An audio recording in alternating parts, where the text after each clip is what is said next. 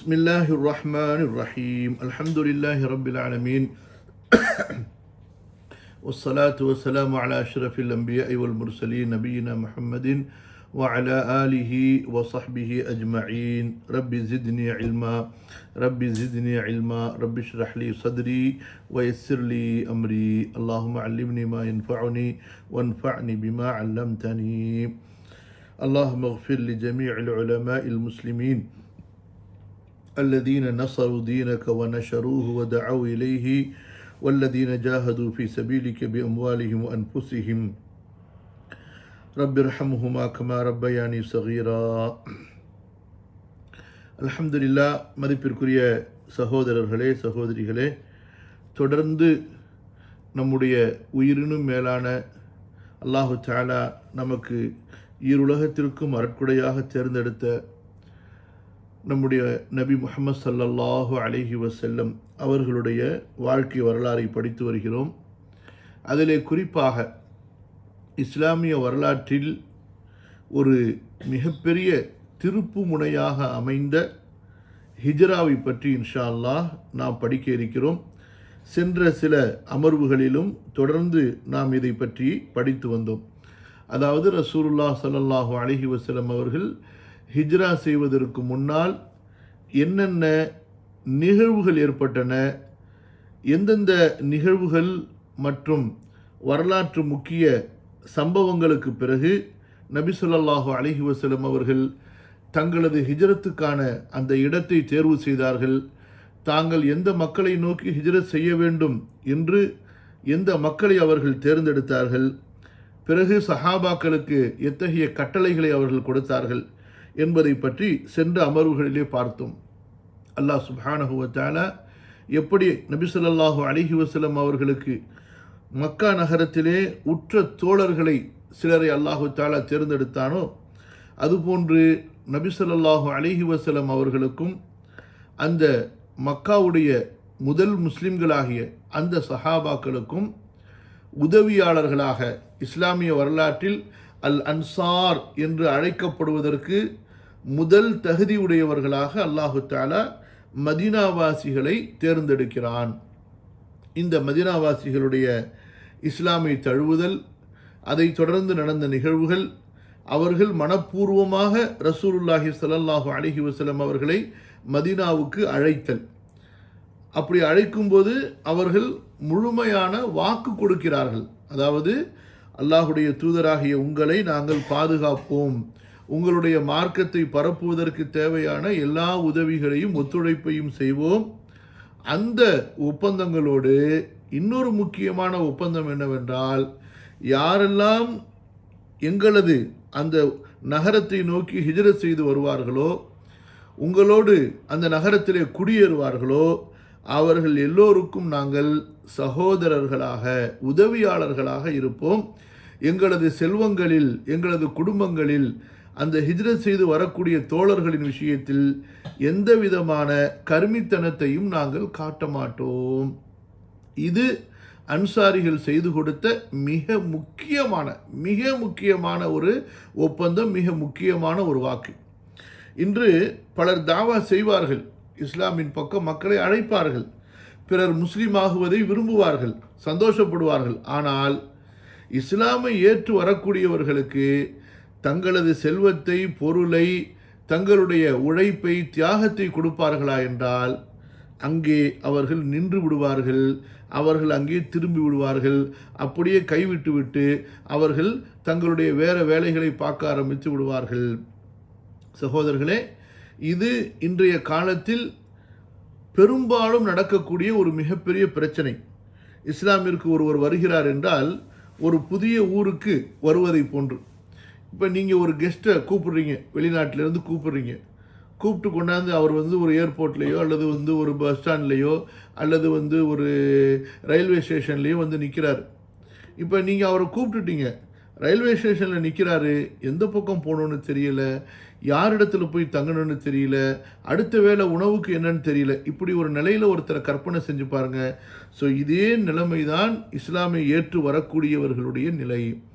அப்படி வரக்கூடியவர்களுக்கு நாம் நம்முடைய ஆதரவுகளை நம்முடைய மன ரீதியான, வார்த்தை ரீதியான, செயல் ரீதியான, பொருளாதார ரீதியான, சமூக ரீதியான உதவிகளை செய்யவில்லை என்றால், அதாவது அதுக்கு உதாரணம் எப்படின்னு சொன்னால், நடுத்தரில் என் கையை விட்டுட்டு போயிட்டான் அப்படின்னு சொல்கிற மாதிரி தான். அல்லாஹ் பாதுகாக்கணும். ரசூலுல்லாஹி ஸல்லல்லாஹு அலைஹி வஸல்லம் அவர்கள் தேர்ந்தெடுத்த அன்சாரிகள், நல்ல கவனிங்க, ரசூலுல்லாஹ் ஸல்லல்லாஹு அலைஹி வஸல்லம் அவர்கள் தேர்ந்தெடுத்த அன்சாரிகள், அதே போல அந்த மதீனாவாசிகளாகிய அன்சாரிகள் தேர்ந்தெடுத்த ரசூலுல்லாஹ் ஸல்லல்லாஹு அலைஹி வஸல்லம் அவர்கள், அந்த முஹாஜிர் சஹாபாக்கள் எத்தகைய ஒரு சமூகமாக இருந்தார்கள் என்றால், இஸ்லாமை ஏற்று வரக்கூடியவர்களுக்கு அவர்கள் பாதுகாப்பான ஒரு கோட்டையாக, ஒரு அரணாக அவர்கள் திகழ்ந்தார்கள்.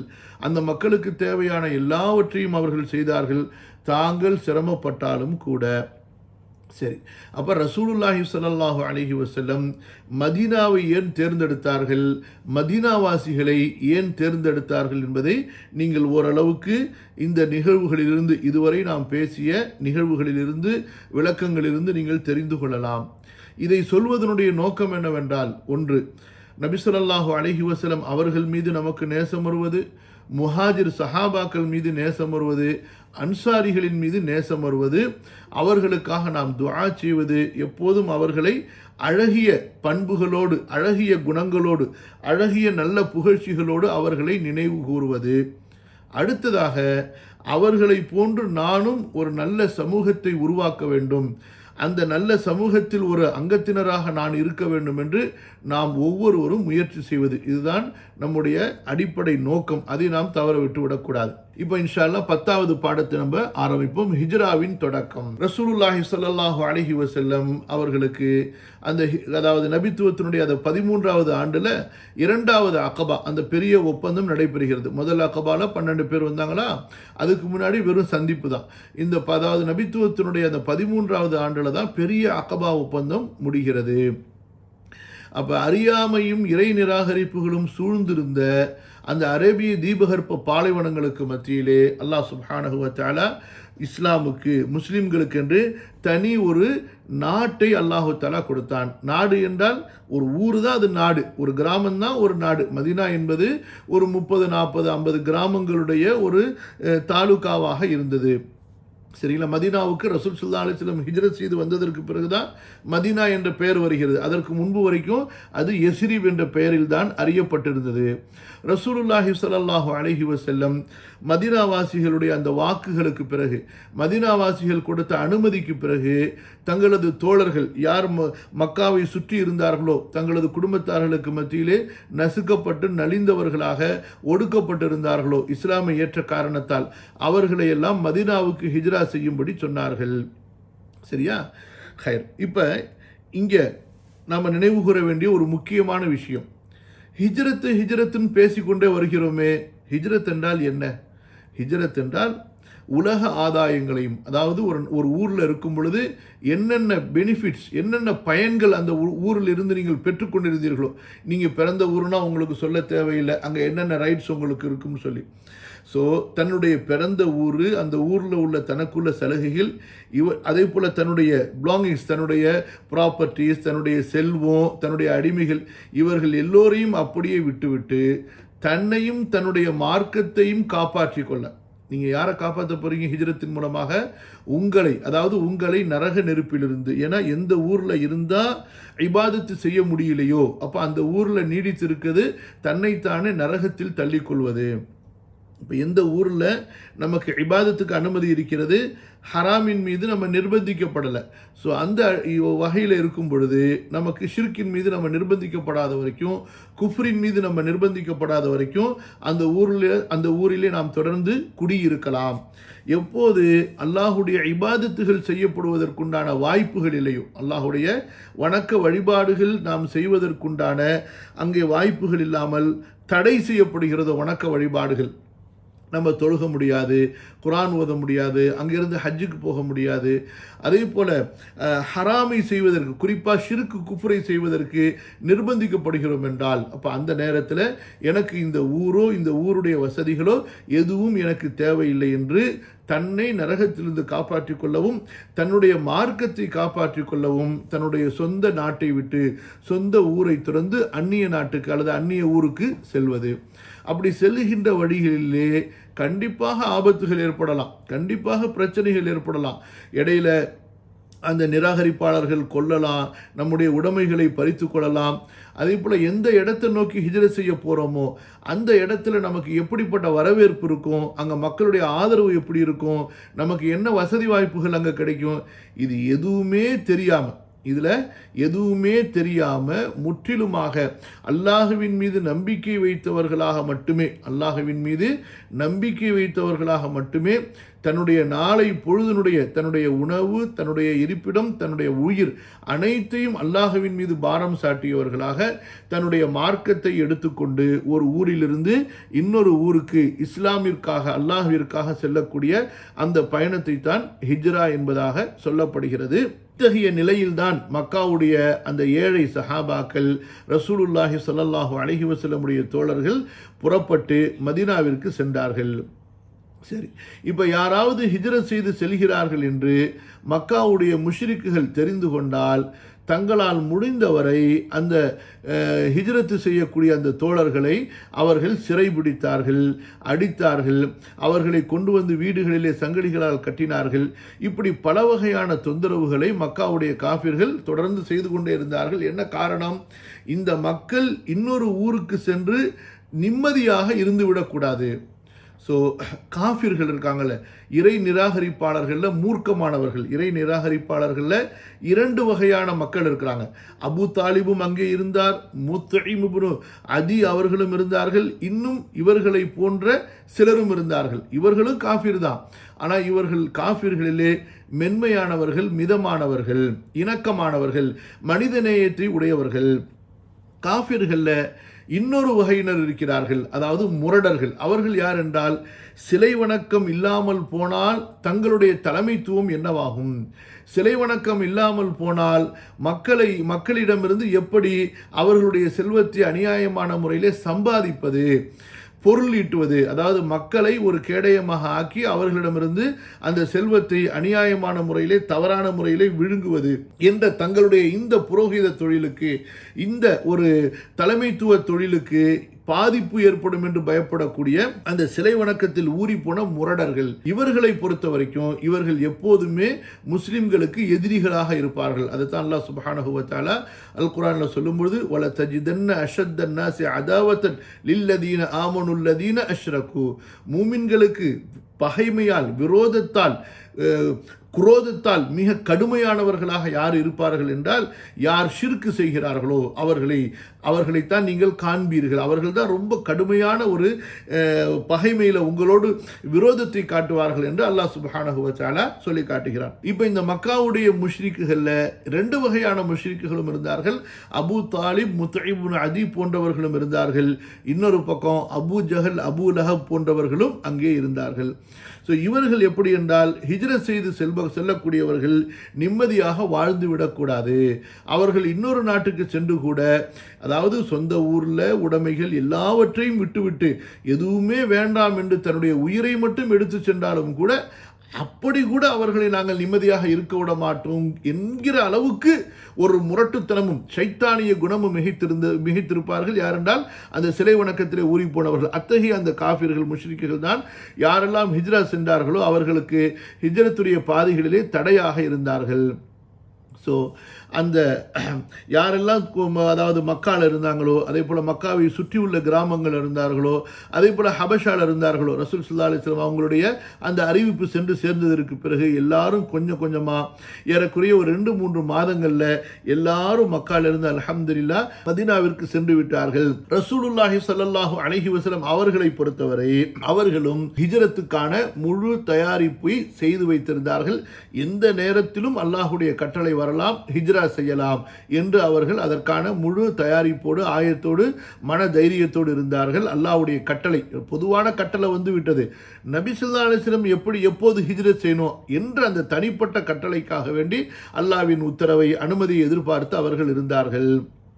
அதுபோன்று அபூபக்கர் ரலியல்லாஹு அன்ஹு ரசூலுல்லாஹி ஸல்லல்லாஹு அலைஹி வஸல்லம் அவர்களுடைய நெருங்கிய உற்ற தோழராகிய அபூபக்கர் ரலியல்லாஹு அன்ஹு அவர்களும் பலமுறை ஹிஜ்ரத் செய்ய அவர்கள் ஆயத்தமாகி புறப்பட்ட போது கூட நபி ஸல்லல்லாஹு அலைஹி வஸல்லம் அபூபக்கரை எதிர்பாருங்க, கொஞ்சம் தாமதிங்க என்று கேட்கும் போதெல்லாம் அல்லாஹ்வுடைய தூதரே என்ன சொல்றீங்க, எல்லாரும் போயிட்டாங்களே, நான் மட்டும் இருக்கிறேனே, அதாவது உங்களோட நான் ஹிஜ்ரத் செய்யணும்னு ஆசைப்பட்டீங்களா, அல்லாஹ்வுடைய கட்டளை உங்களுக்கு வருமா, இது அல்லாஹ்வுடைய கட்டளை என்று அவர்கள் நபி ஸல்லல்லாஹு அலைஹி வஸல்லம் அவர்களிடத்திலே மீண்டும் மீண்டும் அவர்கள் கேட்டுக்கொண்டிருந்தார்கள்.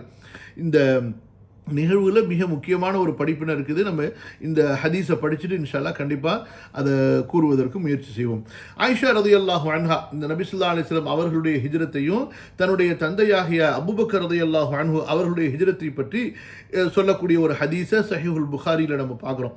அதில் என்ன, அந்த ஹதீஸில் என்ன வருகிறது, அதாவது நபி ஸல்லல்லாஹு அலைஹி வஸல்லம் கூறுகிறார்கள், எனக்கு நீங்கள் ஹிஜ்ரா செய்ய வேண்டிய, அதாவது ஹிஜ்ரத் சென்று செல்ல வேண்டிய இடம், அதாவது மதீனா கனவிலே காட்டப்பட்டது என்று கூறினார்கள். அப்போ இதை கேட்ட பெரும்பாலான முஸ்லிம்கள் மதீனாவிற்கு ஹிஜ்ரா சென்று விட்டார்கள். ஹபஷாவிற்கு சென்றிருந்த முஸ்லிம்களும் மதீனாவிற்கு திரும்பி விட்டார்கள்.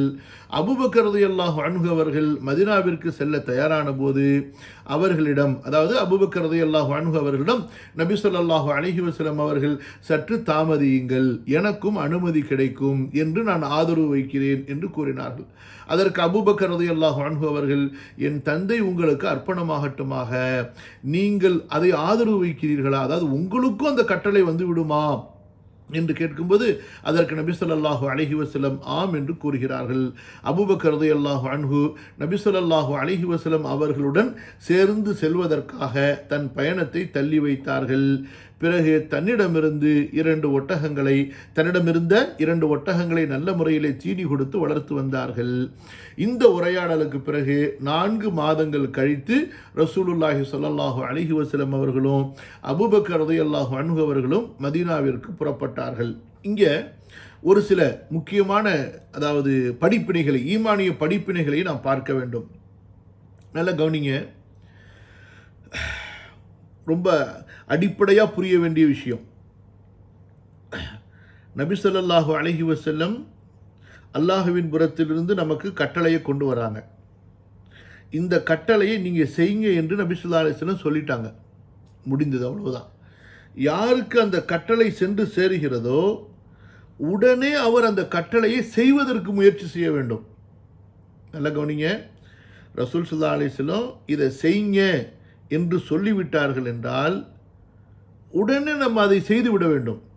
நீங்கள் முதல்ல செய்யுங்க, நான் அதை பார்க்குறேன், அதுக்கப்புறமா நான் செய்கிறேன் என்று சொல்வது நிராகரிப்பிலே தள்ளிவிடும். அல்லாஹ் பாதுகாக்கணும். இப்போ பாருங்கள், இஸ்ரவேலர்கள் இருக்காங்கல்ல, பனு இஸ்ராயில், அவர்களுக்கும் இந்த உம்மத்துக்கும் இடையில் வித்தியாசம் என்ன? இஸ்ரவேலர்கள் என்ன சொன்னார்கள்?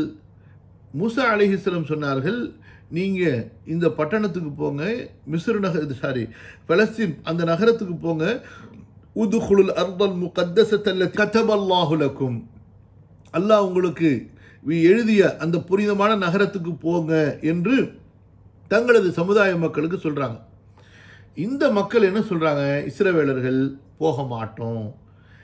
இத்ஹப் அன்த வ ரப்புக ஃபகாத்திலா இன்னா ஹாஹுனா காயிதுன் இன்ன ஃபீஹா கௌமன் ஜப்பாரின் வ இன்னா ஹாஹுனா காயிதுன். அங்கே ரொம்ப முரட்டு பசங்க இருக்கிறாங்க, நாங்கள் அங்கே போய் சண்டை போட மாட்டோம், நீங்களும் உங்கள் ரப்பும் போய் சண்டை போடுங்க, நீங்கள் ஜெயிச்சு விட்டால், வெற்றி கொண்டு விட்டால் எங்களுக்கு சொல்லி அனுப்புங்க, நாங்கள் வர்றோம் என்று சொல்லக்கூடிய அளவுக்கு திமிரு பிடித்தவர்களாக இருந்தார்கள். இது அவர்களை நிராகரிப்பிலே தள்ளியது.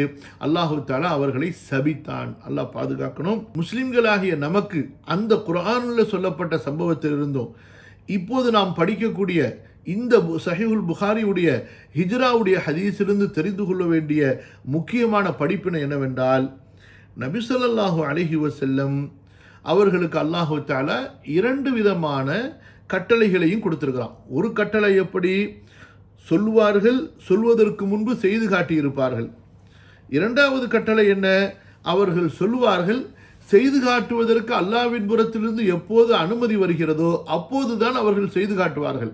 ஆனால் அதற்கு முன்னாடி நீங்களே செய்யலை, எங்களை செய்ய சொல்றீங்களே என்று கேட்பதோ அல்லது நீங்கள் செய்தால்தான் நாங்கள் செய்வோம் என்று சொல்வதோ இது முஸ்லிம் தன்னை முற்றிலுமாக அல்லாஹ்விற்கு கீழ்ப்படிந்தவர்கள் என்று சொல்லக்கூடிய முஸ்லிம்களுடைய ஒரு இஸ்லாமிய குணம் அல்ல. இங்கே பாருங்க, நபி ஸல்லல்லாஹு அலைஹி வஸல்லம் அவங்க சொல்லிட்டாங்கல்ல ஹிஜ்ரத்து போங்கன்னு சொல்லிட்டு, அவ்வளவுதான். நமக்கு அல்லாஹ்வுடைய கட்டளை வந்தவுடனே அந்த அல்லாஹ்வுடைய கட்டளையை கொண்டு வர்றதுக்கு தான் நபி ஸல்லல்லாஹு அலைஹி வஸல்லம் அல்லாஹ்வுடைய கட்டளையை கொடுத்துட்டாங்க. இப்போ உண்மையான மூமின்கள் அந்த முஹாஜிர்கள் என்பதற்கு அவர்கள் தங்களுடைய உணர்வுகளையோ உணர்ச்சிகளையோ தங்களுடைய சுய விருப்பங்களையோ அவர்கள் பொருட்படுத்தாமல் அல்லாஹ்வுக்காகவே அல்லாஹ்வுடைய கட்டளைக்காகவே நபியினுடைய வழிகாட்டுதலின் அடிப்படையிலேயே அவர்கள் முற்றிலும் வாழ்ந்தவர்கள் என்பதற்கு இந்த ஹிஜ்ரத் மிகப்பெரிய ஆதாரம். அதாவது நல்ல கவனிங்க, யாரெல்லாம் சஹாபாக்களை திட்டுகிறார்களோ ஏசுகிறார்களோ மதிப்பு குறைவாக அவர்களை நினைக்கிறார்களோ அவர்களுக்கு பின்னால் வந்து அவுலியாக்கள் ஞானவான்கள் சூஃபிகள் எல்லாம் பெரிய தரஜா உடையவர்கள் நினைக்கிறாங்களோ அவர்களெல்லாம் புரிந்து கொள்ள வேண்டும். அதே போல சஹாபாக்களுடைய போரின் காரணமாகவோ மற்ற நிகழ்வுகளின் காரணமாகவோ சஹாபாக்களை விமர்சிக்கக்கூடிய முட்டாள்களும் இங்கே புரிந்து கொள்ள வேண்டும். அந்த சஹாபாக்களிடத்திலே ஹிஜ்ரத் என்ற அந்த நுஸ்ரத் என்ற இந்த 2 குணங்கள் போதுமானது அல்லாஹு தஆலா அவர்களை முற்றிலுமாக மன்னித்து சொர்க்கத்திற்கு அனுப்புவதற்கு. அவர்களிடத்தில் எவ்வளவுதான் பாவங்கள் இருந்தாலும் கூட அந்த பாவங்களை எல்லாம் அவர் அளவற்ற அருளாளனாகி அல்லாஹ் சுப்ஹானஹு வ தஆலா அது அல்லாஹ்வின் விஷயத்தில் செய்யப்பட்டதாக இருக்கும். ரப்பு கண்டிப்பாக அவர்களை இந்த ஹிஜ்ரத்துடைய பொருட்டாலும் நுஸ்ரத்துடைய பொருட்டாலும் கண்டிப்பாக அல்லாஹு தஆலா அவர்களை மன்னிக்க போதுமானவன். நான் மன்னித்து விட்டேன் என்றே அல்லாஹ் சொல்கிறான். லகத் தாபல்லாஹு அலன் நபிய்யி வல் முஹாஜிரீன். அல்லாஹு தஆலா நபியை மன்னித்தான், முஹாஜிர்களை மன்னித்தான், வல் அன்சார் அன்சாரிகளையும் அல்லாஹ் மன்னித்தான் என்று திட்டவட்டமாக அவர்களுடைய அந்த ஹிஜ்ரத் நுஸ்ரத் என்ற குணத்தை அடிப்படையாக வைத்து அல்லாஹு தஆலா சொல்கிறான். இப்போ பாருங்க, எவ்வளவு பெரிய ஒரு இக்கட்டான நிலையில் இருக்காங்க. ஒன்று, யார் தங்களுக்கு இஸ்லாமை சொல்லி தந்து கொண்டிருந்தாங்களோ, யாருடைய பாதுகாப்பில் இருந்தார்களோ, யாரை அனுதினமும் பார்த்து ஆதரவு பெற்று கொண்டிருந்தார்களோ, யாரிடமிருந்து மார்க்கத்தை கற்றுக்கொண்டிருக்கிறார்களோ அந்த நபி மக்கால இருக்காங்க. அந்த நபி இன்னும் ஹிஜ்ரத்து செய்யலை. அவங்க சொல்கிறாங்க, நீங்கள் இங்கிருந்து 400 கிலோமீட்டர் ஏறக்குறைய 350 மைல் தூரம் இருக்கக்கூடிய ஒரு ஊருக்கு போங்க, பரிதேசியாக அந்த ஊரில் போய் தங்குங்கிறாங்க. இப்போ அல்லாஹ் பாதுகாக்கணும், நம்மை போன்ற முட்டாள்களோ அல்லது அரைக்குறைகளோ அங்கே இருந்தது என்ன செஞ்சுருப்போம்? ரசூல்லா நாங்கள் எப்படிங்க அங்கே போகிறது, நீங்கள் முதல்ல போங்க, பின்னாடியே நாங்கள் வரோம். அல்லாஹ் பாதுகாக்கணும். சில பேர் சொல்லுவாங்க, நான் ரசூல்லா காலத்தில் பிறந்திருக்கணுமேனு சொல்லிட்டு. அப்படிலாம் சொல்லக்கூடாது. ரசூல்லா அதாவது எப்படி சொல்லணும்? அல்லாஹ் எங்களுக்கு ரசூல்லா மேலே முஹப்பத்தை கொடு, எங்களுக்கு அவர்களுடைய மார்க்கத்தில் உறுதியாக வாழ்வதற்கு எங்களுக்கு உதவி செய்ய, அப்படி தான் நம்ம அல்லாஹ்விடத்தில் துவா கேட்கணும். அந்த காலத்தில் இருந்து இன்கேஸ் அல்லாஹ் பாதுகாக்கணும், நம்முடைய முரண்டுனால முனாஃபிக்குடைய லிஸ்ட்டில் ஆக்கப்பட்டிருந்தால் என்ன ஆயிருக்கும்? நம்முடைய தலைவிதி, நம்முடைய ஆகிரத்து என்ன ஆயிருக்கும்? அல்லாஹ் பாதுகாக்கணும். கவனிங்க, இப்போ என்ன விஷயம் சொல்ல வரோன்னு சொன்னால், இப்போ யாரெல்லாம் ஹிஜ்ரத் செய்தார்களோ அந்த 100கணக்கான பேர் ஒருத்தர் கூடங்க ரசூல்லா நான் எப்படி ஹிஜ்ரத் செய்வேன், என் மனைவி இங்கே இருக்காங்களே, ரசூல்லா நான் எப்படி ஹிஜ்ரத் செய்வேன், நான் பெற்ற புள்ள இங்கே இருக்குது, என் குழந்தை இருக்குது, என் வயசான அம்மா இருக்காங்களே, என்னுடைய மனைவி இருக்காளே, என்னுடைய பாட்டர், யாருமே எதுவுமே சொல்லலைங்க. கொஞ்சம் நினச்சி பாருங்க, நமக்கு இன்றைக்கு ஒரு தொழுகையை கூட சரியான நேரத்தில் கரெக்டாக நிம்மதியாக தொழுக முடியாத அளவுக்கு பலவீனம். நம்முடைய பாக்கெட்டில் உள்ள காசு எடுத்து ஒழுங்காக மன திருப்தியோடு தர்மம் பண்ண முடியாத நிலைமையில் நம்ம இருக்கிறோம். என்ன நம்ம இஸ்லாமுக்காக வேண்டி என்றும் வெறும் அல்லாவுக்காக வேண்டி எந்த லாபத்தையும் எதிர்பார்க்காம ரப்புடைய திருப்திக்காக மட்டுமே நான் வாழ்க்கையில் என்ன செய்திருக்கேன்னு யோசிச்சு பாருங்க.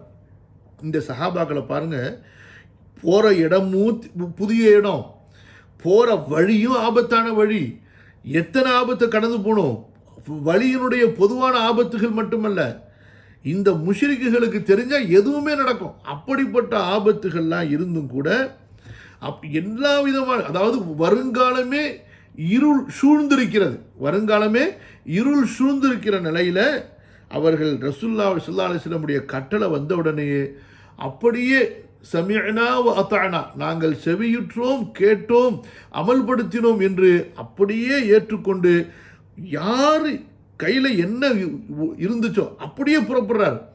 மனைவியை கூட்டு போறாரு, பாதி வழியில் மனைவியை பிடுங்கிக்கிறாங்க, மனைவியை விட்டுட்டு போறாங்க, பிள்ளைய பிடிக்கிட்டு போறாங்க, தகப்பனை விட்டுட்டு போறாங்க, தாயை விட்டுட்டு போறாங்க. அரபுகள் எப்படின்னா எதை வேணாலும் தியாகம் செய்வாங்க, தாய் தந்தையை தியாகம் செய்ய மாட்டாங்க. நம்ம எப்படின்னு சொன்னா தாய் தந்தை, அதாவது தாய் தந்தையை தியாகம் செஞ்சிருவோம், உலகத்தை தியாகம் பண்ண மாட்டோம். அரபுகள் அப்படியே இல்லை, இன்று வரைக்கும் அப்படிதான்.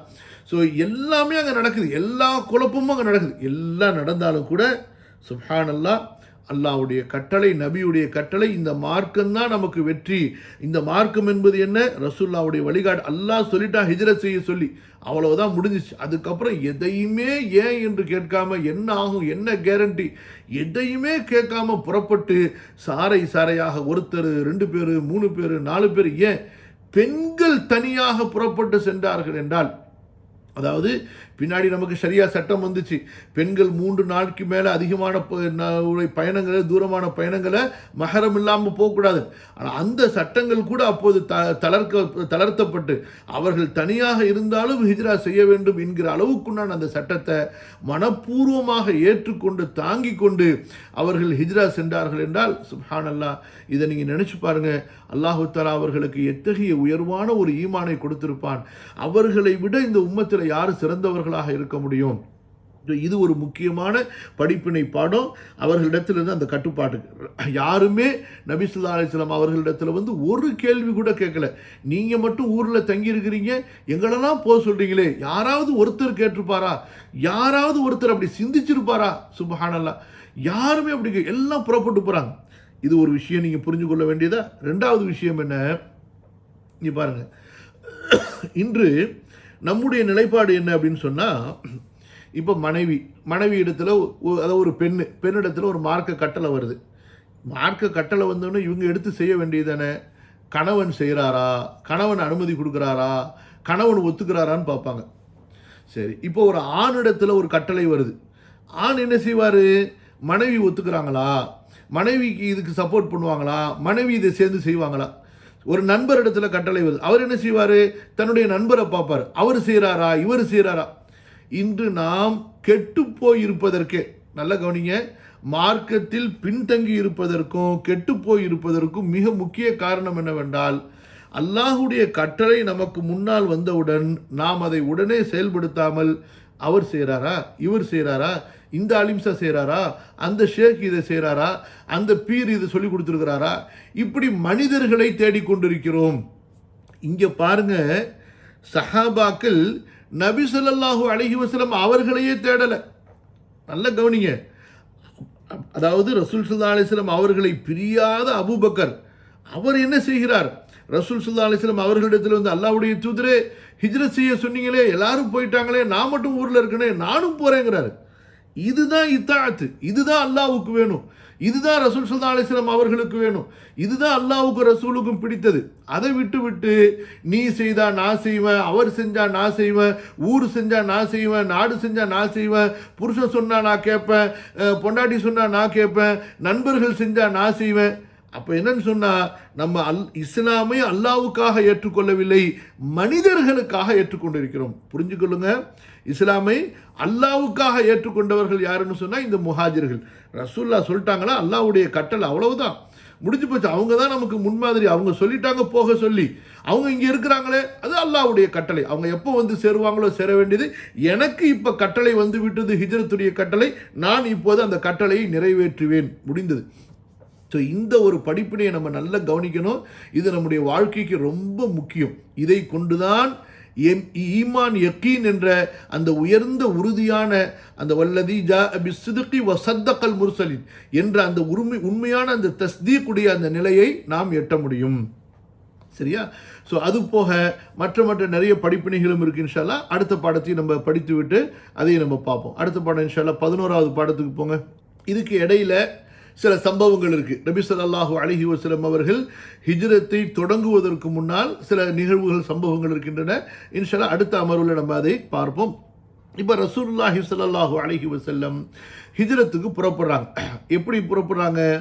ஜிப்ரீல் அலைஹிஸ்ஸலாத்து வஸ்ஸலாம் அவர்கள் ரசூலுல்லாஹி ஸல்லல்லாஹு அலைஹி வஸல்லம் அவர்களிடத்தில் வந்து அல்லாஹு தஆலா உங்களுக்கு ஹிஜ்ரத் செய்வதற்குண்டான அனுமதியை கொடுத்து விட்டான், நீங்கள் எந்த நேரத்தில் புறப்பட வேண்டும் என்பதையும் அல்லாஹு தஆலா நிர்ணயம் செய்து விட்டான். அதே போன்று நீங்கள் மக்காவிலிருந்து மதீனாவிற்கு எந்த பாதையிலே பயணிக்க வேண்டும் என்பதையும் அல்லாஹு தஆலா உங்களுக்கு தெளிவுபடுத்தி இருக்கிறான் என்பதாக ஜிப்ரீல் அலைஹிஸ்ஸலாத்து வஸ்ஸலாம் தெளிவாக அவங்களுக்கு எடுத்து சொல்லி, அதே போல் இன்று இரவு நீங்கள் எப்போதும் உங்களுடைய விரிப்பில் படுப்பீர்கள் அல்லவா, அந்த விரிப்பில் படுக்காதீங்க, இன்றைய இரவு அந்த விரிப்பை நீங்கள் தவிர்த்து கொள்ளுங்கள் என்பதையும் ஜிப்ரீல் அலைஹிஸ்ஸலாத்து வஸ்ஸலாம் அவர்கள் சொல்லிவிட்டார்கள். இதுக்கு இடையில நடந்த ஒரு முக்கியமான சம்பவம் என்ன, அதை சொன்னால் உங்களுக்கு இன்னும் ஈஸியாக புரிஞ்சுப்போம். அது டீட்டெயில் நம்ம சொல்லுவோம் அடுத்தது.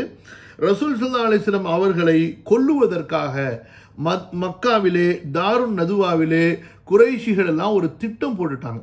அதாவது சிறை பிடிப்போமான்னு மஷூரா பண்ணாங்க. சிறை பிடிச்சா அதெல்லாம் ஒன்றும் நடக்காது, அவர் தப்பிச்சு போயிடுவார், அவருடைய தோழர்கள் வந்து அவரை காப்பாற்றிடுவாங்க. என்ன செய்யலாம், நாடு கடத்திடலாமா? நாடு கடத்தினா என்ன, அங்கே போய் தாவா செஞ்சு அந்த மக்களை மாற்றிக்கொண்டு திரும்ப நம்ம மேலே போர் தொடுத்து வந்துடுவார். இப்படியாக பல ஆலோசனைகள் செய்யப்பட்டு அந்த ஆலோசனைகள் எதுவும் ஏற்றுக்கொள்ளப்படாமல் இறுதியாக ரசூலுல்லாஹ்வை கொல்வதற்கான திட்டத்தில் அவர்கள் உறுதியாகி விட்டார்கள். அதுவும் எப்படி, பல குடும்பத்திலிருந்து ஒரு ஆளாக நம்ம பொறுக்கி எடுத்து அவர்களெல்லாம் சேர்ந்து முஹம்மது நபியை கொன்று விட்டால் அப்போ என்ன ஆகும்? அதாவது ஹாஷிம் குடும்பத்தார்கள் தியத்து தான் ஏற்றுக்கொள்வாங்க. படிக்கு படி யாரை கொள்வது, இத்தனை பேரை கொல்ல முடியாதுல, அதனால் நஷ்ட ஈட்டை வாங்கி கொண்டு அவர்கள் சென்று விடுவார்கள். இப்படியான ஒரு சதி திட்டத்தை அவர்கள் தீட்டி கொண்டு தான் அன்றைய இரவில் ரசூலுல்லாஹி ஸல்லல்லாஹு அலைஹி வஸல்லம் அவர்களை கொல்வதற்காக முடிவு செய்தார்கள். அந்த நேரத்தில் தான் ஜிப்ரீல் அலைஹிஸ்ஸலாத்து வஸ்ஸலாம் ஓகே, இது வரைக்கும் பிரச்சனை முடிஞ்சிருச்சு, இன்றைய நடக்கக்கூடிய இந்த பிரச்சனை இதுதான் ஹிஜ்ரத்துடைய தொடக்கம். ரசூலுல்லாஹி ஸல்லல்லாஹு அலைஹி வஸல்லம் அவங்களுக்கு சொல்லிட்டாங்க, இந்த மாதிரி குறைஷிகள் உங்களை கொல்றதுக்கான ஒரு திட்டத்தை வச்சுருக்கிறாங்க, இந்த மாதிரியான திட்டங்களை போட்டிருக்கிறாங்க, ரசூல்லா நீங்கள் இப்படி செய்யணும்னு சொல்லு. அப்போ நபித்துவத்தினுடைய 14வது ஆண்டுடைய ஸ்டார்டிங் முஹர்ரம் சஃபர் 2வது மாதம் 14வது நபித்துவத்தினுடைய 14வது ஆண்டு 13 தான் பைஅத்துல் அகபாவுடைய 2வது ஒப்பந்தம். அந்த சஃபர் மாதத்தில் பிறை 27. அப்போ கிபி படி, அதாவது இப்போ உள்ள மீலாடி கணக்குப்படி பார்த்தீர்கள் என்றால் அதாவது கிபி 622, இப்போ 2022 நடக்குதா, 622 செப்டம்பர் மாதம் 12 அல்லது தேதி 13 ரசூலுல்லாஹி ஸல்லல்லாஹு அலைஹி வஸல்லம் அவர்கள் வீட்டை விட்டு வெளியேறி உயிராலும் பொருளாலும் தனக்கு மிகுந்த உதவி ஒத்தாசை செய்து வந்த அபூபக்கர் ரலியல்லாஹு அன்ஹு அவர்களுடைய வீட்டுக்கு வருகிறார்கள். பிறகு இருவரும் வீட்டினுடைய பின்வாசல் வழியாக புறப்பட்டு அவர்கள் மக்காவிலிருந்து வெளியேறி விடுகிறார்கள். ஏன் பின்வாசல் வந்தாங்க? முன்வாசல் வழியாக போனால் யாருக்காவது தெரிந்துவிடும் என்பதற்காக மெயினான முக்கியமான தெருவில் போகாமல் வீட்டினுடைய பின்பக்கமாக உள்ள சந்துகள் வழியாக ரசூலுல்லாஹி ஸல்லல்லாஹு அலைஹி வஸல்லம் புறப்பட்டார்கள். பொதுவாக ரசூலுல்லாஹி ஸல்லல்லாஹு அலைஹி வஸல்லம் அவர்கள் இஷா தொழுததுக்கு பிறகு இரவனுடைய முதல் பகுதியிலே தூங்கி விடுவார்கள். பிறகு நடு இரவுக்கு பிறகு ரசூலுல்லாஹி ஸல்லல்லாஹு அலைஹி வஸல்லம் அவர்கள் எழுந்து அல் மஸ்ஜிதுல் ஹராம் சென்று அங்கே முடிந்தால் தவாப் செய்வார்கள். பிறகு அவர்கள் இரவு தொழுகையிலே ஈடுபடுவார்கள். இது ரசூல் ஸல்லல்லாஹு அலைஹி வஸல்லமுடைய பொதுவான வழக்கமாக இருந்தது. அந்த நேரத்தில் தான் நபி ஸல்லல்லாஹு அலைஹி வஸல்லம் அவர்களை கொன்று விடலாம், வீட்டுக்குள்ளார போய் கொன்ற பிரச்சனை ஆகிடுமே, வீட்டுக்கு வெளியில் வரும்போது கொல்லலாம் என்று தான் அந்த குறைஷிகளுடைய திட்டமாக இருந்தது. ரசூலுல்லாஹி ஸல்லல்லாஹு அலைஹி வஸல்லம் என்ன செய்தார்கள்? அலி ரலியல்லாஹு அன்ஹு அவர்களை தன்னுடைய விரிப்பிலே படுத்து கொள்ளும்படி கட்டளையிட்டு அவர்களுக்கு தான் போர்த்தி கொள்ளக்கூடிய அந்த யமன் நாட்டு பச்சை போர்வையையும் போர்த்தி கொள்ளுமாறு ரசூலுல்லாஹி ஸல்லல்லாஹு அலைஹி வஸல்லம் அலி ரலியல்லாஹு அன்ஹு அவர்களுக்கு கூறியது மட்டுமல்ல, அலியே உங்களுக்கு லா யுசீபுக அதன், உங்களுக்கு எந்த தொந்தரவும் ஏற்படாது என்று ரசூலுல்லாஹி ஸல்லல்லாஹு அலைஹி வஸல்லம் அவர்கள் அல்லாஹ்வின் புறத்திலிருந்து நற்செய்தியை வாக்கு கொடுத்தார்கள். இங்கே பாருங்க, சுப்ஹானல்லாஹ், ஒவ்வொரு கட்டத்திலும் நபி ஸல்லல்லாஹு அலைஹி வஸல்லமுடைய தோழர்கள் அவங்க யாராக இருந்தாலும் சரி, முஹாஜிர்களாக இருந்தாலும் சரி, அன்சாரிகளாக இருந்தாலும் சரி, கானு லா யப்ஹலூன பி அன்ஃபுஸிஹிம் ரசூலுல்லாஹி ஃபி ஹிமாயத்தி ரசூலில்லாஹ், ரசூலுல்லாஹை பாதுகாப்பதில் தங்களது உயிரில் விஷயத்தில் கூட அவர்கள் கருமித்தனம் காட்டவில்லை. தங்களது உயிரே போனாலும் ரசூலுல்லாஹ் ஸல்லல்லாஹு அலைஹி வஸல்லம் பாதுகாக்கப்பட வேண்டும் என்பதுதான் சஹாபாக்களுடைய லட்சியமாக இருந்தது. அதற்கு உதாரணம் தான் அலி ரலியல்லாஹு அன்ஹு அவர்களுடைய அந்த சம்பவம்.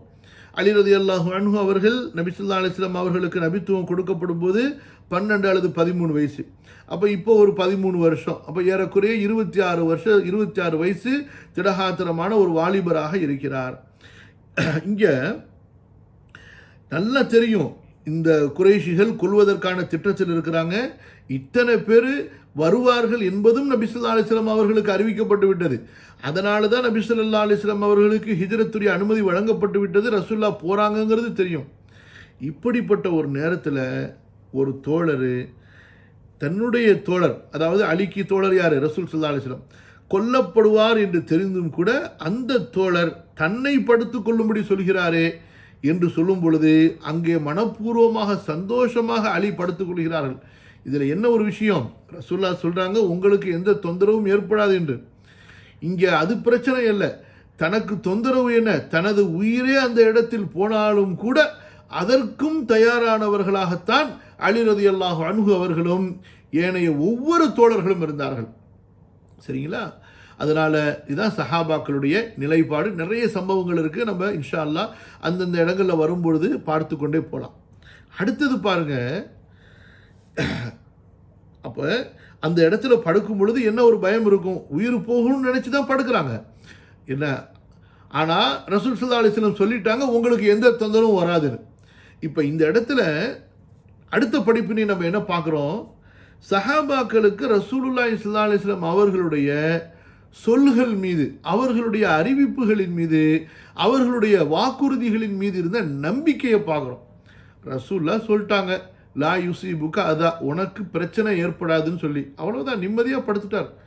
யார் ரசூலுல்லாஹ் எப்படிங்க பிரச்சனை ஏற்படாது? நீங்கள் வீட்டை காலி பண்ணிட்டு போயிடுறீங்க, நான் மட்டும் வீட்டில் தனியாக இருப்பேன், சுற்றி குறைஷிகள் சூழ்ந்துப்பாங்க, காலையில் என்ன ஆகும்? உங்களை கொல்ல வரவனோ கிடைக்காட்டி என்ன தானே கொல்லுவானுவோ, குறைஞ்சபட்சம் அடித்து சாத்துவானுவலே, எதுவுமே பிரச்சனை இல்லைங்க. ரசூலுல்லாஹ் சொல்லிட்டாங்க, நான் பத்திரமா இருப்பேன்னு சொல்லிட்டு, அவ்வளவுதான். இதான் யக்கீன். அல்லாஹ்வுடைய வாக்கின் மீதும் அல்லாஹ்வுடைய தூதருடைய வாக்கின் மீதும் உங்களுக்கு யக்கீன் இல்லாமல் நீங்கள் என்னதான் கோடி அமல் செய்தாலும் சரி, அந்த அமல் சருகுகளுக்கு சத்தைகளுக்கு தான் சமமானது.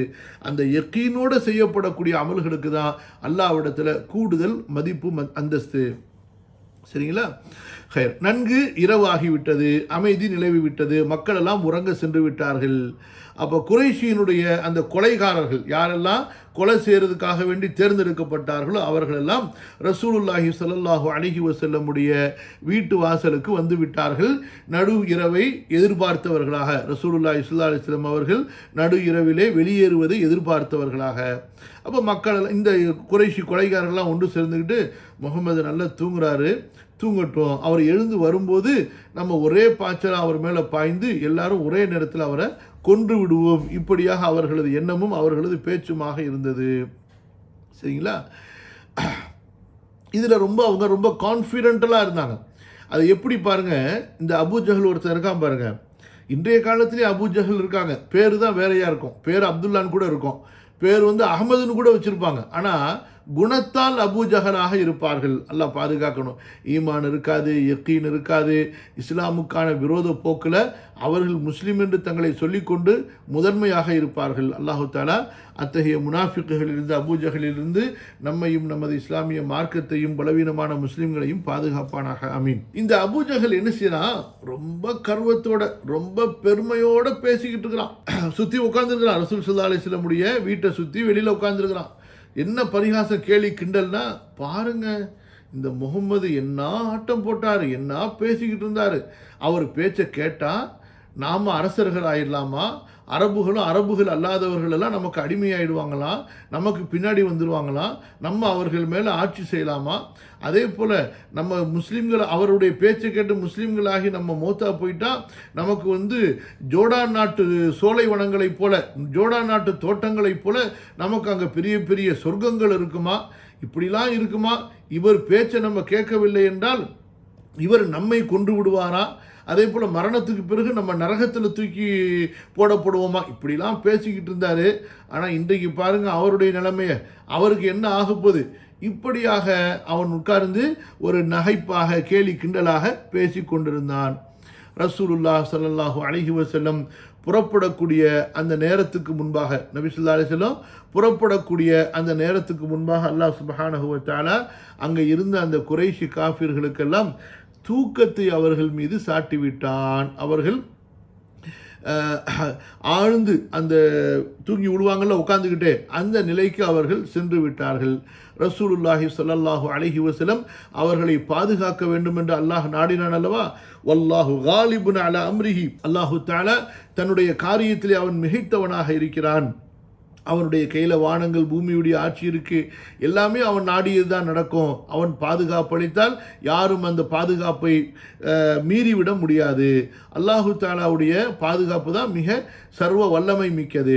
அல்லாஹ் சுப்ஹானஹு வ தஆலா என்ன செஞ்சான், ரசூலுல்லாஹி ஸல்லல்லாஹு அலைஹி வஸல்லம் அவர்களை பாதுகாத்து கொண்டான். அப்போ இது சம்பந்தமான ஒரு வசனத்தையும் நம்ம அல் குர்ஆனில் பார்க்குறோம். சூரா அல் ஆராஃபில் 30வது வசனம், وَإِذْ يَمْكُرُ بِكَ الَّذِينَ كَفَرُوا لِيَقْتُلُوكَ أَوْ يُخْرِجُوكَ أَوْ يُثْبِتُوكَ. அல்லாஹ் சொல்றான், நபியே உங்களை சிறைப்படுத்தவோ உங்களை கொலை செய்யவோ அல்லது உங்களை ஊரை விட்டு அப்புறப்படுத்தவோ நிராகரிப்பவர்கள் சூழ்ச்சி செய்து கொண்டிருந்த நேரத்தை நினைத்து பாருங்கள். அவர்களும் சூழ்ச்சி செய்து கொண்டிருந்தார்கள், அவர்களுக்கு எதிராக அல்லாஹும் சூழ்ச்சி செய்து கொண்டிருந்தான். ஆனால் வல்லாஹு கைருல் மாக்கிரீன், அல்லாஹு தஆலா சூழ்ச்சி செய்பவர்களிலெல்லாம் அல்லாஹ் மிக மேலானவன். அதாவது அவர்களுடைய சூழ்ச்சியை அல்லாஹ்வுடைய சூழ்ச்சி மிகைத்துவிடும். கவனிங்க, இப்போ ரசூலுல்லாஹி ஸல்லல்லாஹு அலைஹி வஸல்லம் அவர்கள் வீட்டிலிருந்து எப்படி புறப்படுறாங்க. குறைஷிகள் தங்களுடைய தீய திட்டத்தில் எவ்வளவுதான் சுதாரிப்புடனும் விழிப்போடும் இருந்தாலும் கூட அவர்களை அல்லாஹு தஆலா தோல்வி அடைய செய்தான். அவர்கள் படுதோல்வி அடைந்தார்கள். நபி ஸல்லல்லாஹு அலைஹி வஸல்லம் அவர்கள் வீட்டிலிருந்து வெளியேறி கூட்டத்தை பிளந்து கொண்டு தரையிலிருந்து கைப்பிடி மண்ணை எடுத்து எல்லாருடைய தலையிலையும் ரசூலுல்லாஹி ஸல்லல்லாஹு அலைஹி வஸல்லம் தூவி விட்டு செல்கிறார்கள். எதிரிகள் யாருமே ரசூலுல்லாஹி ஸல்லல்லாஹு அலைஹி வஸல்லம் அவர்களை பார்க்க முடியாதவாறு அவர்களுடைய கண்களை அல்லாஹு தஆலா மூடிவிட்டான். அவர்களது கண்களை, அந்த திரையை அல்லாஹு தஆலா அந்த கண் திரை இருக்கா இல்லையா, இதை மூடினது அவர்களால் பார்வையை திறக்க முடியவில்லை. அல்லாஹ் சுப்ஹானஹு வ தஆலா சூரா யாசீன்ல சொல்றா பாருங்க, وَجَعَلْنَا مِنْ بَيْنِ أَيْدِيهِمْ سَدًّا وَمِنْ خَلْفِهِمْ سَدًّا فَأَغْشَيْنَاهُمْ فَهُمْ لَا يُبْصِرُونَ. அவர்களுக்கு முன்புறம் ஒரு சுவரும் பின்புறம் ஒரு சுவருமாக ஆக்கி நாம் அவர்கள் பார்க்க முடியாதவாறு அவர்களை மூடிவிட்டோம். ஆதலால் அவர்களால் எதையும் பார்க்க முடியாமல் போனது. ரசூலுல்லாஹி ஸல்லல்லாஹு அலைஹி வஸல்லம் அல்லாஹ்வுடைய இந்த வசனத்தை ஓதியவர்களாக அங்கிருந்து புறப்பட்டு சென்றார்கள். அங்கிருந்த ஒவ்வொருவரின் மீதும் நபி ஸல்லல்லாஹு அலைஹி வஸல்லம் அவர்கள் தலையில் அந்த மண்ணை போட்டிருந்தாங்க. பின்பு அபூபக்கர் ரலியல்லாஹு அன்ஹு அவர்களின் வீட்டுக்கு வருகை தந்து அபூபக்கர் ரலியல்லாஹு அன்ஹு அவர்களையும் அழைத்து கொண்டு வீட்டின் பின்பக்கம் உள்ள சிறிய கதவின் வழியாக வெளியாகி மக்காவிலிருந்து யமன் நாட்டை நோக்கி செல்லும் பாதையில் உள்ள சவுர் குகையை வந்தடைந்தார்கள். இப்போ இங்கே ஒரு விஷயத்தை கவனிங்க. அதாவது மக்கா நடுவில் இருக்கா, யமன் அங்கிருந்து, அதாவது யமன் அங்கிருந்து வடக்கு பக்கமாக இருக்கு.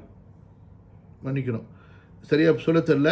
அதாவது மக்காவிலிருந்து மதீனா ஒரு திசையிலையும் அதுக்கு நேர் திசையில் உங்களுக்கு யமன் இருக்குது. அதாவது மதீனாலிருந்து பார்த்தீர்கள் என்றால் மக்கா தெற்கு திசையில் இருக்கும். அப்போ மக்காவுக்கு மதீனா எந்த திசையில் இருக்கும்? வடக்கு திசையா? வடக்கு திசை. யமன் இருக்கிறது அது டோட்டலி வேற திசை. புரியுதுங்களா? அதாவது வலது பக்கம் இடது பக்கம்னு சொன்னால் வலது பக்கம் மதீனான்னு சொன்னால் இடது பக்கம் யமன். இப்போ ரசூல் ஸல்லல்லாஹு அலைஹி வஸல்லம் ஏன் இந்த வழியை தேர்ந்தெடுத்தாங்க? கண்டிப்பாக தெரியும், மதீனாவுக்கு தான் ரசூல் ஸல்லல்லாஹு அலைஹி வஸல்லம் ஹிஜ்ரத்து செய்வார்கள். ஏற்கனவே பல பேர் அங்கே தான் போயிருப்பார்கள் என்பதனால மதீனாவுடைய பாதைகள் எல்லாமே சரிங்களா ஒரு பாதி தூரம் அளவுக்கு குறைஷிகளுடைய ஒற்றர்களால் சூழப்பட்டிருந்தது. ஒவ்வொரு நாளும் நடமாட்டங்களை அவர்கள் அறிந்து குறைஷிகளுடைய தலைமைத்துவத்துக்கு அவர்கள் செய்தி சொல்பவர்களாக இருந்தார்கள். எனவே ரசூல் ஸல்லல்லாஹு அலைஹி வஸல்லம் அந்த அதாவது மதீனா நேரடியாக போகக்கூடிய பாதையை தேர்ந்தெடுக்காம குறைஷிகள் சற்றும் எதிர்பார்த்திராத அதற்கு நேர் எதிரான திசையை யமனை தேர்ந்தெடுத்தார்கள், யமன் போகக்கூடிய பாதையை. ஏன்னா அந்த பாதையில் ரொம்ப தூரம் போய் பின்னாடி அந்த மதீனாவுடைய பாதையில் சேர்ந்துடலான்னு சொல்லி, சரிங்களா? அதாவது சுற்றி தான். ஏறக்குறைய ஒரு கால்வாசி தூரத்துக்கு மேலாக யமன் நோக்கி பயணம் செஞ்சுட்டு அங்கிருந்து திருப்பி சுற்றி வந்துடலான்னு சொல்லி.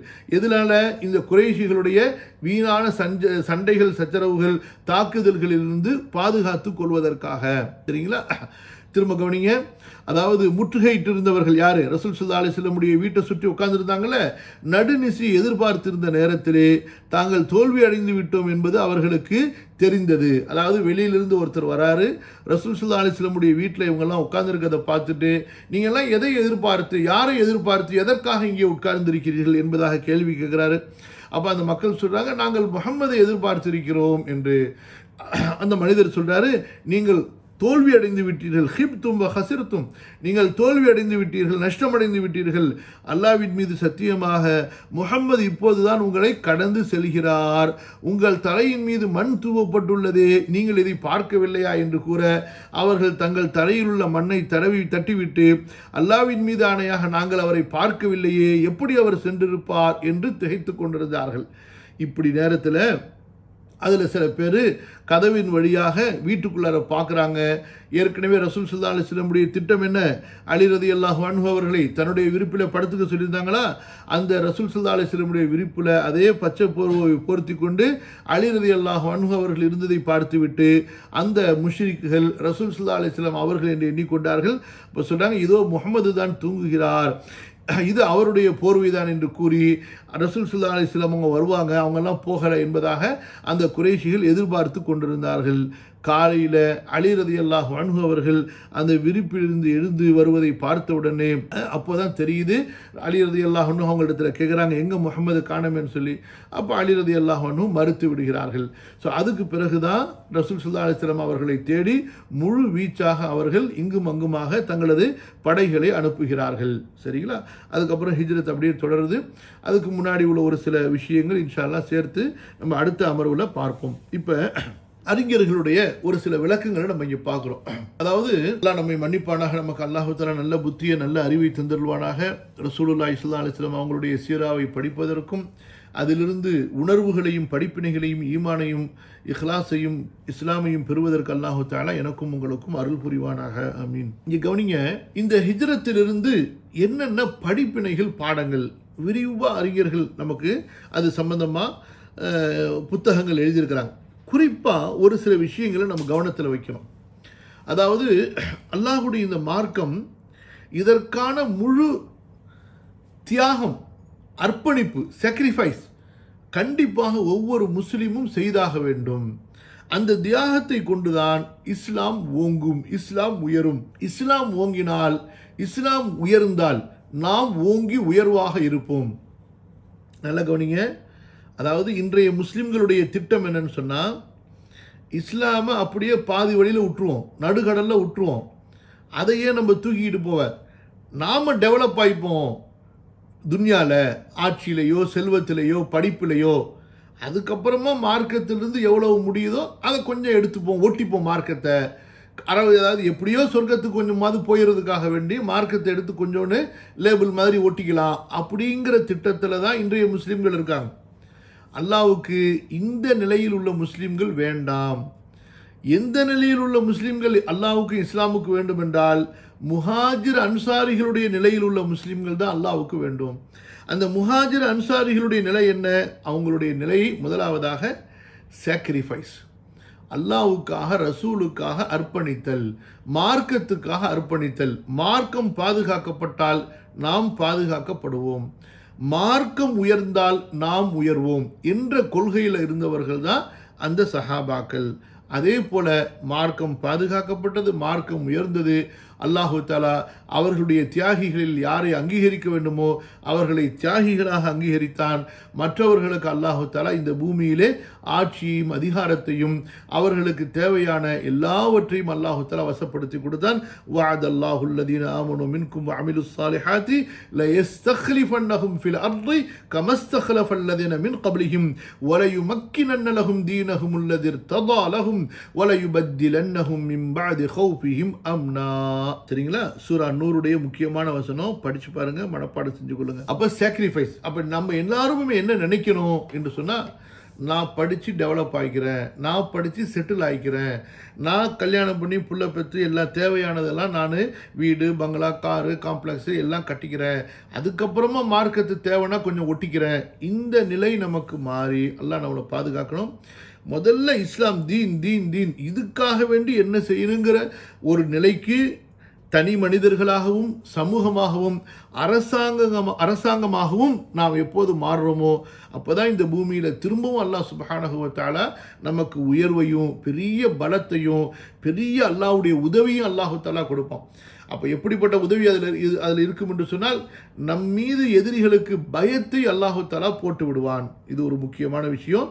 இந்த ஹிஜ்ரத்திலிருந்து நம்ம படிக்க வேண்டிய பாடம். எப்படி ரசூல் ஸல்லல்லாஹு அலைஹி வஸல்லம் அவங்களும் சஹாபாக்களும் தங்களை முழுமையாக தல்ஹியா, அரபியில் தல்ஹியான்னு சொல்லுவாங்க, சாக்ரிஃபைஸ், தல்ஹியா செய்து கொள்வதற்கு அவர்கள் தயாராக இருந்தார்கள்.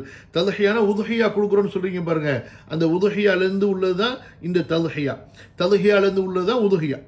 அடுத்ததாக ரெண்டாவது முக்கியமான விஷயம் என்னவென்றால், அதாவது உங்களை சுற்றி ஒரு 4 வாசல்கள் இருக்குது, 4 திசையில்.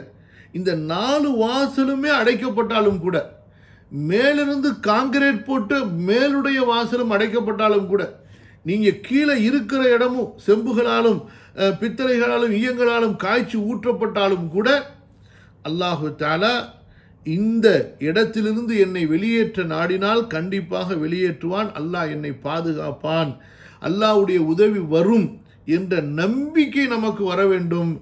நிராசை வந்துவிடக்கூடாது. புரியுதுங்களா?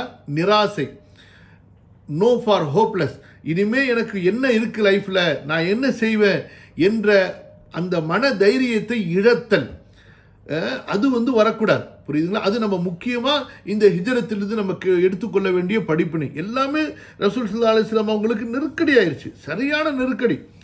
அடுத்து ஒரு நாளும் அதாவது மக்கால உள்ள முஸ்லீம்கள் கொல்லப்படக்கூடிய அளவுக்கு நிலைமை மாறிடுச்சு. கடைசியில் ரசூல்லாவே கொல்லப்படக்கூடிய அளவுக்கு கூட நிலைமை வந்து சேருது. அந்த நேரத்தில் கூட முஹாஜிர்களும் ரசூல் ஸல்லல்லாஹு அலைஹி வஸல்லம் அவர்களும் நிராசை அடையவில்லை. அல்லாஹு தஆலா இந்த மார்க்கத்தை பாதுகாப்பான், அல்லாஹ் நமக்கு ஒரு வழியை ஏற்படுத்துவான் என்ற உறுதியில் இருந்தாங்க. கண்டிப்பாக எங்கே யாருமே எதிர்பார்க்கலையேங்க. மதீனாவிலேருந்து 6 பேர் வர்றாங்க, பேசுகிறாங்க, போகிறாங்க, 12 பேரை கூட்டிகிட்டு வர்றாங்க, போகிறாங்க, 80க்கு மேற்பட்ட மக்களை கூட்டிகிட்டு வர்றாங்க. கூட்டிகிட்டு வந்தவங்க ஊரையே உங்கள் பேருக்கு எழுதி தரேங்கிறாங்க, எங்களுடைய குடும்பத்தை உங்கள் பேருக்கு எழுதி தரோம், எங்களுடைய சொத்து சுகத்தை உங்கள் பேருக்கு எழுதி தரோங்கிறாங்க. எப்படி அல்லாஹ் மாற்றுகிறான் பாருங்கள். ஸோ அதனால் ஒரு முஸ்லீமை பொறுத்த வரைக்கும் நிராசை அடைவதோ மன சோர்வு அடைவதோ, வாழ்க்கையில் இனிமே எனக்கு என்ன இருக்குது என்று நினைத்து முடங்கி போவதோ கூடாது. அதை நம்ம ஹிஜ்ரத்திலிருந்து படித்துக் கொள்கிறோம். அதே போன்று ஹுஸ்னு ஸஹபா, எப்படி அபூபக்கர் ரலியல்லாஹு அன்ஹு ரசூல் ஸல்லல்லாஹு அலைஹி வஸல்லமுடைய தோழமையை ஏற்றார்களோ, நபி ஸல்லல்லாஹு அலைஹி வஸல்லம் தன்னுடைய இந்த ஹிஜ்ரத்துடைய அந்த பயணத்துக்காக வேண்டி தங்களது தோழர்களிலேயே சிறந்த தோழரை தேர்ந்தெடுத்தார்களோ, அதுபோன்று நாமும் நமக்கு ஈமானையும் இஸ்லாமையும் வலுப்படுத்தக்கூடிய நல்ல தோழமையோடு இருப்பது நமக்கு மிக முக்கியமான ஒன்று இந்த மார்க்கத்திலே. அடுத்ததாக ரசூலுல்லாஹி ஸல்லல்லாஹு அலைஹி வஸல்லம் இந்த ஹிஜ்ரத்துடைய பயணத்திலிருந்து நாம் பெற வேண்டிய முக்கியமான படிப்பினைகளில் ஒன்று, நாம் நம்முடைய மார்க்கத்திற்கும் சரி அதே போல் நம்முடைய உலக காரியங்களிலும் சரி திட்டங்களை வகுக்க வேண்டும். பிளானிங், நமக்கு எல்லாத்துக்குமே ஒரு பிளானிங் பண்ணணும். அந்த பிளானிங் சரியாக இருக்கணும். அந்த பிளானிங்கை நம்ம தெளிவான முறையில் எடுக்கணும், அதை உறுதிப்படுத்தணும். அந்த பிளானிங்கை அழகிய முறையில் செயல்படுத்துறதுக்காக நம்முடைய முழு திறமையையும் முழு அனுபவத்தையும் முழு அறிவையும் நம்ம பயன்படுத்தணும். அதை விட்டுட்டு எல்லா விஷயங்கள்லையும் அல்லாஹ் பார்த்துப்பான், அல்லாஹ் இருக்கான், இந்த மாதிரியான ஒரு குருட்டு தவக்குள் பேசுறதையும் அல்லாஹுடைய ஈமான கேலி கூத்தாக ஆக்குவதையும் அல்லாஹு தஆலா விரும்பவில்லை. பாருங்க, ரசூலுல்லாஹ்க்கு இல்லாத யக்கீனா, ரசூல் ஸல்லல்லாஹு அலைஹி வஸல்லம் அவர்களுக்கு இல்லாத தவக்குலா, ஏன் பகலில் போல இரவில் போனாங்க? அதே போல் ஏன் மதீனாவுடைய பாதையில் போகாமல் யமனுடைய பாதையில் போகிறாங்க?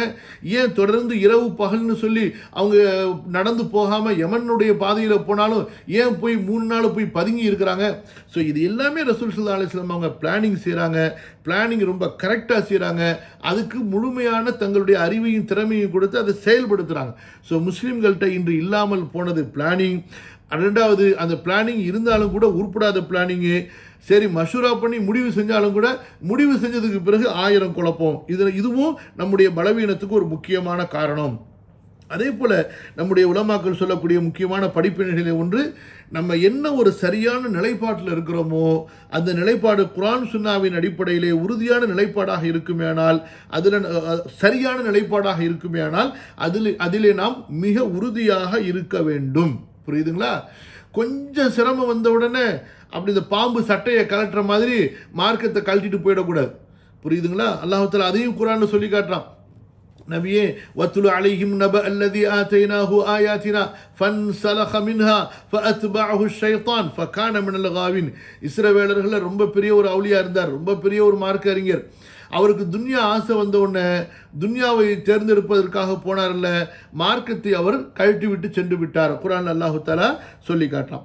ஸோ இந்த மாதிரியான ஒரு நிலைப்பாடு, நயவஞ்சகத்தினுடைய நிலைப்பாடு அல்லாஹ் பாதுகாக்கணும். அப்போ நம்ம என்ன ஒரு நிலைப்பாடு குர்ஆன் சுன்னாவிலிருந்து எடுத்தோமோ அதிலே உறுதியாக இருக்க வேண்டும்.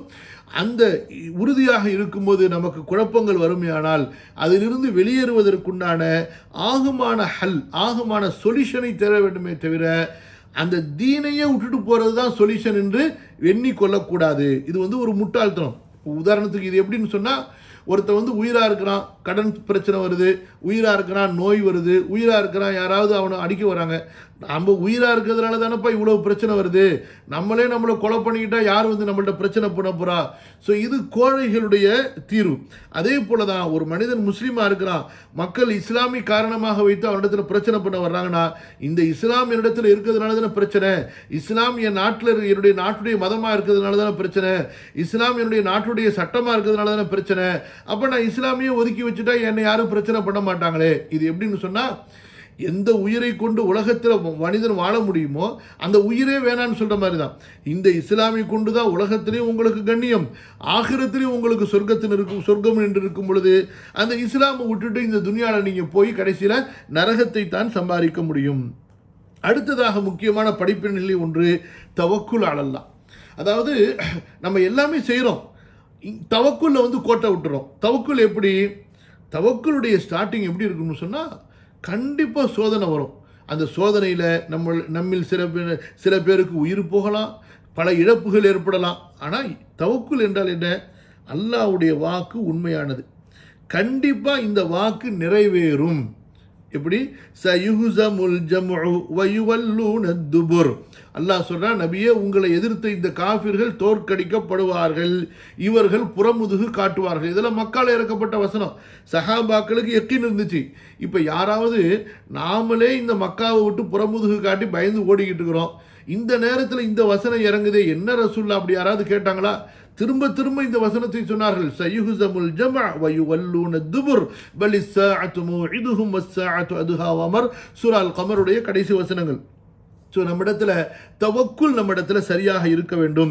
எப்படி ரசூல் ஸல்லல்லாஹு அலைஹி வஸல்லம் அவர்களுக்கும் அபூபக்கர் ரலியல்லாஹு அன்ஹு அவர்களுக்கும் முஹாஜிர்களுக்கும் இருந்ததோ, அதே போல் அன்சாரிகளுக்கும், இவர்கள் அல்லாஹ்வுடைய பாதையில் வர்றாங்க, இவங்களுக்கு நம்ம ஆதரவு கொடுப்போம், அல்லாஹ் நம்மை பாதுகாக்கவும் நம்முடைய பூமியில் பரக்கத்து செய்யவும் போதுமானவன் என்று அல்லாஹ்வின் மீது உறுதி கொண்டவர்களாக, தவக்குல் வைத்தவர்களாக அந்த முஹாஜிர்களை வரவேற்றார்கள். அதே போலவே அல்லாஹ் தஆலா அவர்களுக்கு நடத்தி கொடுத்தான். அடுத்த முக்கியமான படிப்பினைகளில் ஒன்று என்னவென்றால், அதாவது இங்கே சஹாபாக்கள் தங்களுடைய மக்காவை விட்டு போனதுக்கு என்ன காரணம்? அவர்களுக்கு மக்கா பிடிக்கலனா, மக்கா அல்ஹம்துலில்லாஹ் அல்லாஹ்வுடைய ஊர், பூமியில் அல்லாஹ்வுக்கு பிடித்தமான ஊர், அங்கே இருந்தால் நம்மை ஷிர்கிலே நிர்பந்திக்கிறார்கள் என்று பாவத்தை விட்டு அவர்கள் ஹிஜ்ரத் செய்தார்கள். மக்காவிலிருந்து போனாங்க. அதுக்கு காரணம் என்ன? ஷிர்கின் காரணமாக, குஃப்ரிலே தள்ளப்படுகின்ற காரணத்தினால. அப்போ உண்மை என்ன? நம்ம ஷிர்கையும் குஃப்ரையும் பாவத்தை விட்டு விலகி இருப்பது தான் உண்மையான ஹிஜ்ரத். ரசூலுல்லாஹி ஸல்லல்லாஹு அலைஹி வஸல்லம் அவங்களுடைய ஒரு சஹீஹான ஹதீஸ், ரசூலுல்லாஹி ஸல்லல்லாஹு அலைஹி வஸல்லம் சொல்றாங்க, அல் முஹாஜிரு மன் ஹஜர மானஹல்லாஹ். உண்மையான முஹாஜிர் யார் என்றால், அல்லாஹ் ஹராமாக்கியதை, அல்லாஹ் வெறுத்ததை விட்டு யார் விலகி இருக்கிறாரோ அவர் தான் முஹாஜிர். ஸோ இது போல இன்னும் நிறைய படிப்பினைகள் இருக்கு, சிந்திச்சு பாருங்க. ரசூலுல்லாஹி ஸல்லல்லாஹு அலைஹி வஸல்லம் அவர்களுடைய சீராவை மேலும் தொடர்ந்து படித்துக் கொண்டே இருப்போம். அதிலிருந்து நல்ல படிப்பினைகளை நாம் இன்ஷா அல்லாஹ்வுடைய அருளால் கற்றுக்கொண்டே இருப்போம். அல்லாஹ் சுப்ஹானஹு வ தஆலா இதுவரை நாம் கூறியதிலிருந்தும் கேட்டதிலிருந்தும் நமக்கு நல்ல பலனை தந்தருள்வானாக. அஸ்தக்ஃபிருல்லாஹல் அஸீம், அஸ்தக்ஃபிருல்லாஹல் அஸீம் லி வ லக்கும் ஃபஸ்தக்ஃபிரூஹு இன்னஹு ஹுவல் கஃபூருர் ரஹீம். இது நபி ஸல்லல்லாஹு அலைஹி வஸல்லம் அவங்கள தவிர வேற யாருக்கும் நம்ம சொல்லக்கூடாது. இந்த துன்யாவில் நமக்கு புரியுதுங்களா, ஒவ்வொரு மனிதனுக்கும் இந்த உலகத்தில் வந்து அவர்கள் தன்னை விட தன்னுடைய பெற்றோர்களை மதிக்கக்கூடியவனாக இருக்கணும். பெற்றோர்களுடைய ப்ரியாரிட்டி இருக்குது ஆல்வேஸ் ஆன் டாப். புரியுதுங்களா? இந்த அல்லாஹ் இந்த துன்யாவில் அவங்களுக்கு ஈக்குவலாக எந்த செல்வமுமே கிடையாது. பெற்றோருக்கு ஈக்குவலாக அந்த பெற்றோரில் முதல் ஸ்தானம் வந்து தந்தைக்கு, ரெண்டாவது ஸ்தானம் தாய்க்கு. அதாவது பணிவிடை செய்கிறதுல, ஹெல்ப் பண்ணுறதுல, ரொம்ப கைண்டாக இருக்கிறதுல தாய் ஃபஸ்ட்டு. அந்த ரெஸ்பெக்டுடைய ஸ்டேட்டஸில் தந்தை ஃபஸ்ட்டு. ஸோ அல்லாஹ்வுடைய மார்க் நமக்கு எப்படி வழிகாட்டி இருக்குன்னு சொன்னால், அந்த தாய் தந்தையை கூட நீங்கள் ரசூலுல்லாவுக்காக வேண்டி சாக்ரிஃபைஸ் பண்ணுறவங்களாக இருக்கணும். அந்த தாய் தந்தையுடைய மதிப்பு மரியாதையை விட உங்களுடைய உள்ளத்தில் ரசூலுல்லாவுடைய மதிப்பு மரியாதையும் ரசூலுல்லாவுடைய கட்டளைகளுடைய மதிப்பு மரியாதையும் இருக்க வேண்டும் என்பது நமக்கு மார்க்கத்துடைய கைடன்ஸ். ரசூலுல்லாஹ் என்ன சொல்கிறாங்க? ஸல்லல்லாஹு அலைஹி வஸல்லம், லா யுமினு அஹதுக்கும் ஹத்தா அகூன அஹப்ப இலைஹி மின் வாலிதிஹி. அந்த ஹதீஸ் பாருங்க, மின் வாலிதிஹி முதல்ல தந்தை தான் இருக்காங்க, அம்மாவே இருக்க மாட்டாங்க. அதே போல் வலதிஹி இரண்டாவது பிள்ளைகள், ஒன்னாசி அஜ்மஈன், அதில் தான் அம்மா எல்லாருமே வந்துடுவாங்க. ஸோ இங்கே என்ன சொல்ல வராங்கன்னு சொன்னால், அபூபக்கர் ரலியல்லாஹு அன்ஹு அவர்களை பொறுத்த வரைக்கும் அவங்க எப்போதுமே ரசூலுல்லாஹ்விடத்தில் பேசும் பொழுது, ஒன்று என்னுடைய தாயும் தந்தையும் உங்களுக்கு தந்தையும் தாயும் அர்ப்பணமாகட்டும். தமிழில் சொல்லும்போது தாய் தந்தையுமோ, அரபியில் பார்த்தீங்கன்னா அபி உம்மின் தான் இருக்கும், முதல்ல தந்தை தான் இருக்கும் அரபி மொழிகளில்.